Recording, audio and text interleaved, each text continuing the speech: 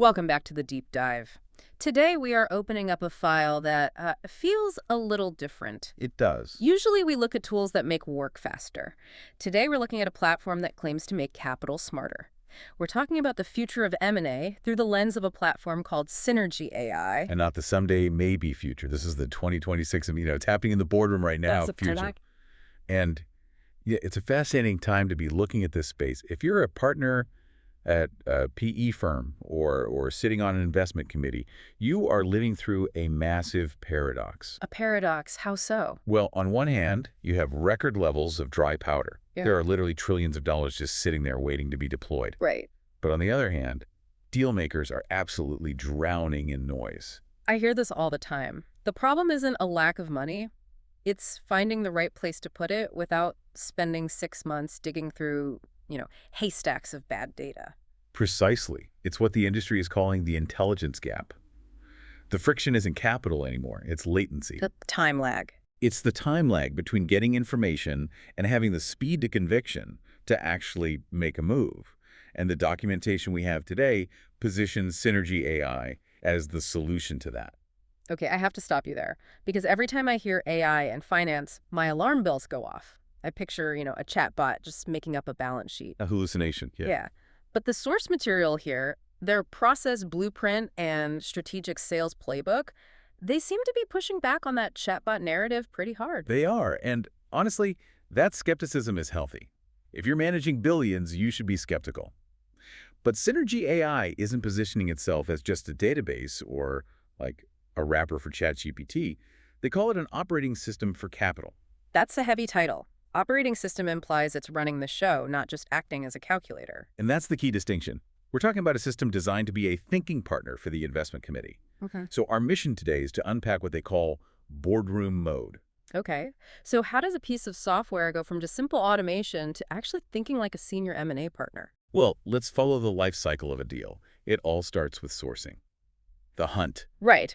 Or as the sources put it, the shift from searching to scanning. Exactly. Help me understand the difference there, because to me, searching is, just typing words into a box. Traditionally, that's exactly what it is.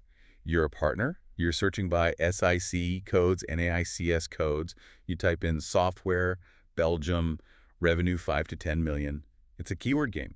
And the problem, I assume, is that every other partner on the planet is typing in the exact same keywords. You got it. You get a list of companies everyone else has also found. It's reactive. Synergy AI introduces a concept called mandate alpha, which is driven by something they call the user context vector. Okay, user context vector. That sounds like something from a physics textbook. We need to unbox that. What does that actually mean for the person on the ground? It sounds complex, but the application is really quite elegant.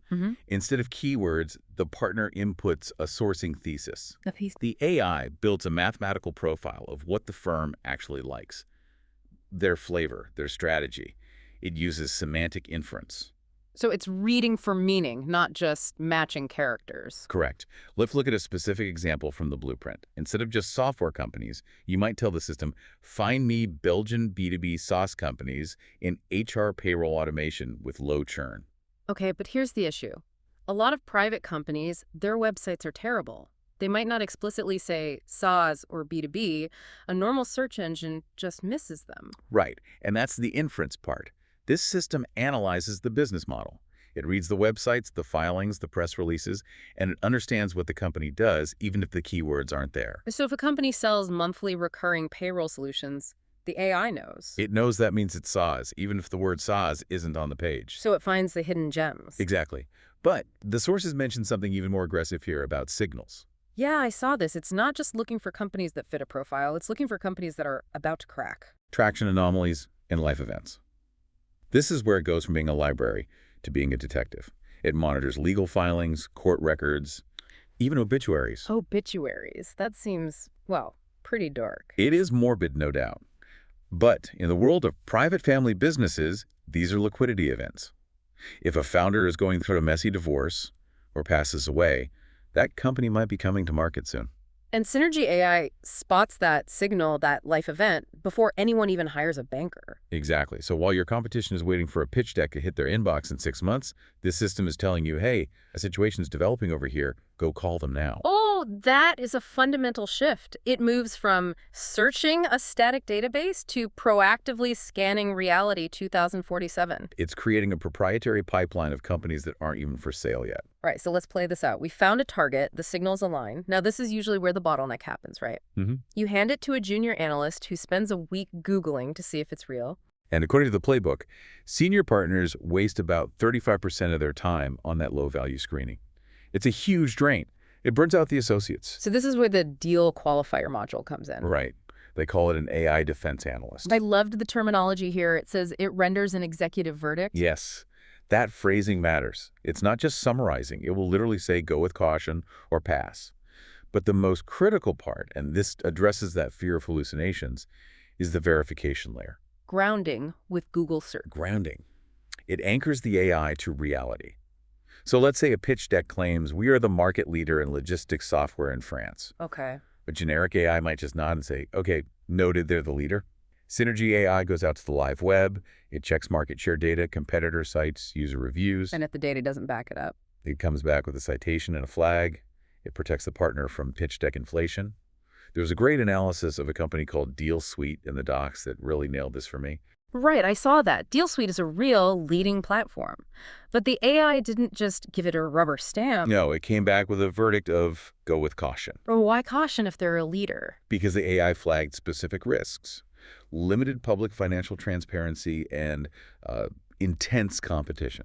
It essentially said, look, they say they're great and they seem great, but the numbers aren't public enough to verify the valuation without a deep dive. That's impressive. It sounds exactly like what a grumpy senior partner would say after reading a deck. It's cynical. And in M&A, cynicism is a virtue.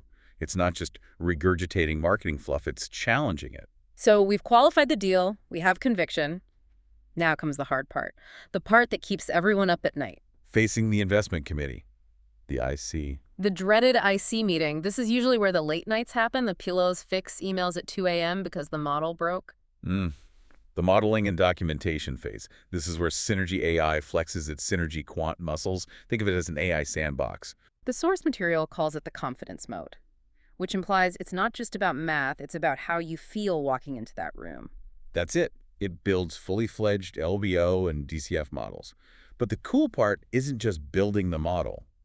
The cool part is the real-time stress testing. Walk me through that. What does that look like in the boardroom? Well, usually if you're in an IC meeting and a partner asks, what if EBITDA drops 20% next year because of a recession? The analyst goes pale. And says, I'll run the numbers and get back to you. Exactly.